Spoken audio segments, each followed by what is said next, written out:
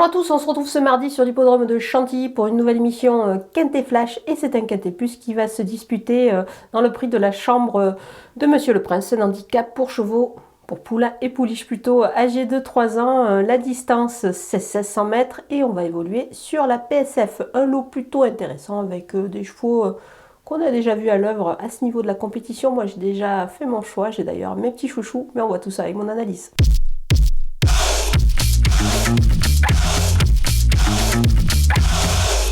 On attaque avec mes bases et le numéro 3, Sahara Spring. Elle a hérité du 5 à la corde, ce qui est plutôt pas mal quand même sur ce parcours-là de Chantilly. Moi, je pense qu'elle devrait pouvoir en profiter.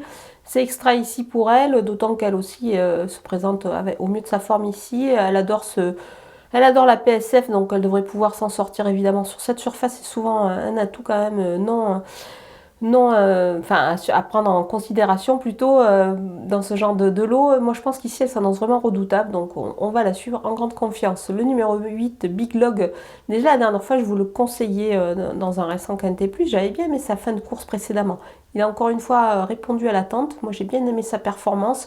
Alors même si cette fois c'est vrai que c'est sur la PSF, je pense que c'est pas un souci, il devrait pouvoir s'en sortir, et je pense surtout qu'il sera encore mieux sur le mile que dernièrement sur 1400 mètres.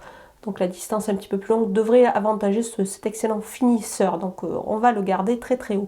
Le numéro 16, Alva, n'a pas pu faire sa course le dernier coup. Donc on va la reprendre en grande confiance ici. Elle devrait courir en progrès dans cette épreuve. Elle a la pointure. La distance c'est extra. Un bon numéro de corde avec le 7. Je pense qu'on peut dire que c'est pas mal pour elle. Et elle a encore un atout pour elle. C'est qu'elle a déjà gagné sur le sable. Donc on fonce. Les opposants avec le numéro 2, Quartz du Houlet, régulier, le cheval devra encore faire sa course à mon avis dans cette épreuve, surtout sur cette distance et puis sur la PSF qu'il affectionne. Le numéro 1, Fortune, alors il n'a pas démérité pour sa première tentative à ce niveau-là récemment, mais maintenant on a bien pu voir qu'il n'avait peut-être pas une marge énorme pour la victoire, donc on le gardera évidemment pour les places en grande confiance.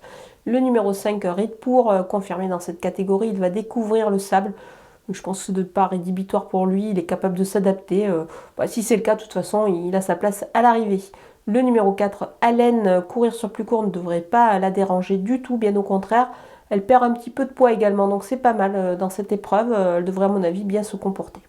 Mon coup de poker, c'est le numéro 11, Le Freiné. Il débute sur le stade, mais attention, il ne faut pas le condamner là-dessus, sur le fait qu'il va débuter sur le sable. Le seul petit bémol, c'est peut-être sa corde 15.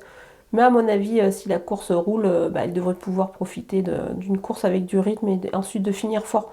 Je pense qu'il faut quand même s'en méfier pour une place. Il n'a peut-être pas une marge énorme pour la victoire, mais en tout cas, il a tout à fait sa place à l'arrivée.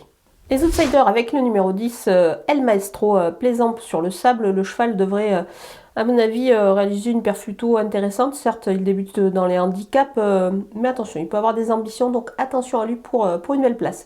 Le numéro 6, Shena, elle a l'avantage de bien faire sur cette surface justement du sable. Mais attention, elle rentre, donc elle peut peut-être manquer un petit peu, mais bon, je m'en méfie quand même, on ne va pas la négliger ici. Le numéro 9, Cosmobo, la corde 1 est un atout pour lui, à mon avis, il devrait pouvoir se racheter sur sa dernière tentative.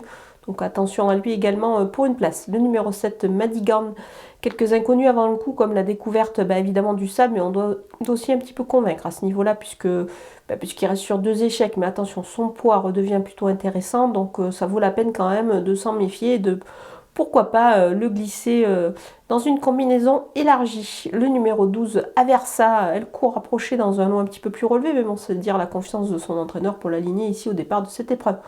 Donc voilà, du coup, on peut quand même s'en méfier, la glisser en bout de piste.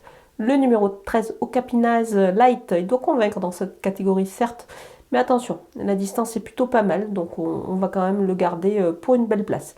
Le numéro 15, Pré-8, le numéro plutôt à l'extérieur, c'est pas un cadeau, certes, mais attention, pourquoi pas, on peut s'en méfier ici quand même pour une place, même si sa marge n'est pas exceptionnelle. On termine avec les délaissés, ou plutôt ma délaissée, c'est le numéro 14, Kinada. Alors pour moi, elle doit franchir un petit cap hein, dans ce handicap Quintet Plus. Voilà, c'est pour cette raison qu'ici, je vais m'en passer. Il faut faire évidemment des choix, si la course est ouverte. On va la regarder courir, mais pour moi, ça s'annonce un petit peu compliqué pour elle. Voilà, on a passé en revue tous les partants de ce Quintet Plus quintilien. Moi, je vous laisse avec ma sélection et mes conseils de jeu.